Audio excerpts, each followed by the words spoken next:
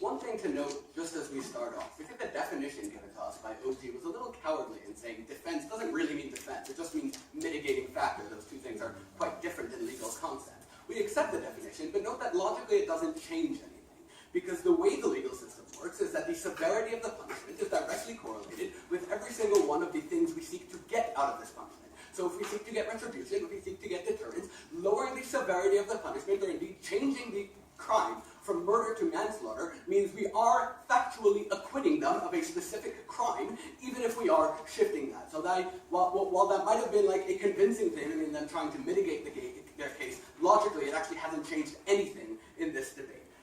Few points of rebuttal, and after that I'm going to talk to you about two things. One, on forcing culture onto people and why the state and why that shouldn't be done here, and two, on the legal the obligation of the legal system to prioritize state culture over subset cultures within society.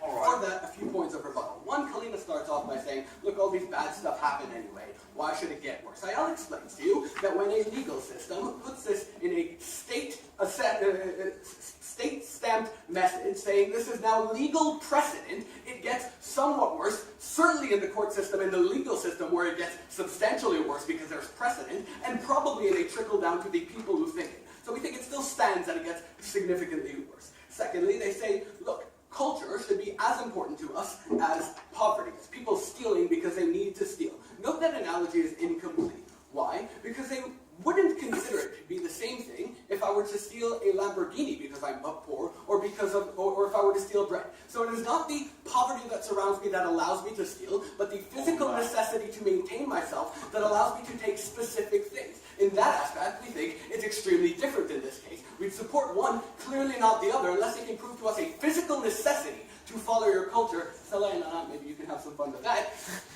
We don't think they win on this.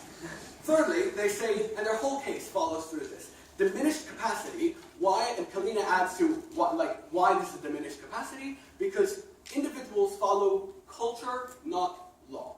Two things on this.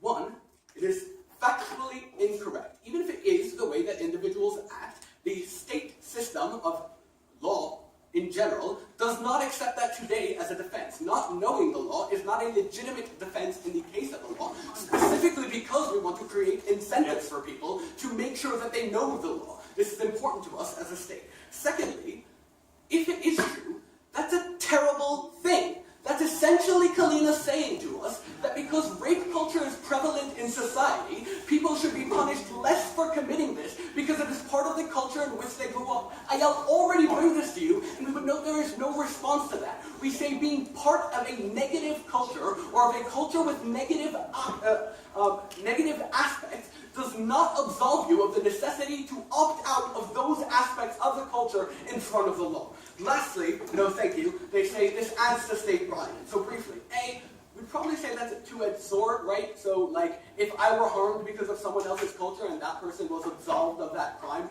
presumably my state buy-in is now less, and given that the majority of people do not obtain to any specific culture, that's probably a greater harm on my side. And two, she ignores what I else tells you.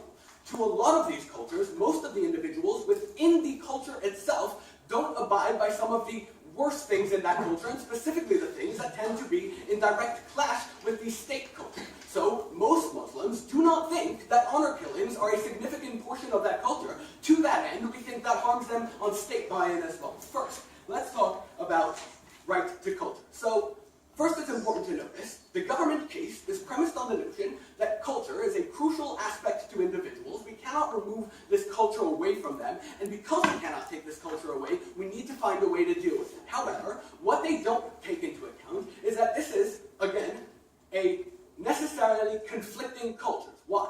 At the point at which someone takes away liberties from me by committing a crime against me, to an extent because of their culture, essentially what that person is doing is forcing a foreign culture on me. So they're saying, to an extent, that courts should not force the state culture on people who belong into a subset culture. But the individuals from this subset culture are essentially forcing you, through the use of force, their culture on innocent victims. Why is that worse? A, we say it's a greater impedance on autonomy. At the point at which you use someone else's body actively, as opposed to passively, as a mechanism in order to apply your culture that is substantially worse than asking someone to avoid doing something. Note B, you see this in all state actions. So states, whenever possible, will prevent individuals from taking certain actions as opposed to forcing them to take other actions. Note, for example, in education. We do not tell people you have to teach liberal values. We simply tell people there are certain values that are so bad that you cannot teach them. We say the same notion holds here. We would prefer as a state to use our power to stop people from harming others than to allowing people to put harm on others. Second. Would you also convict other individuals incapable of making moral decisions, such as children or the mentally ill? So, no. I think Ayala does a pretty good job of saying that individuals in a subset of culture, A, have the capability, the mental capability, in order to differentiate their culture from state culture, divide the two, and balance between them. B, they also have the obligation to do that. So we don't think it is analogous to say, because I was raised a certain way, I lose any form of agency at the point at which I have the mental capacity to distinguish those two things. Secondly, let's talk about state obligation. So they're asking the court to prioritize one culture over the other, over like any subset culture, over state culture when determining laws. 4 reasons why that's against the role of state courts. 1, we say the state courts themselves ought to be beholden to the citizens. At the point at which there is a prevalent culture among the citizens, it is that culture that they should be beholden to.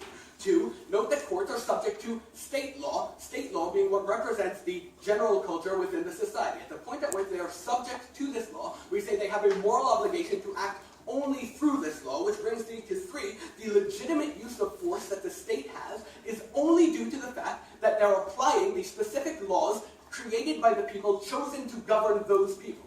At the point at which they're applying different value systems than those which were elected, they are no longer within their realm to use legitimate force upon people. Given that force is a pretty crucial part of what state court systems do, we think they should probably stick to doing it in a legitimate way.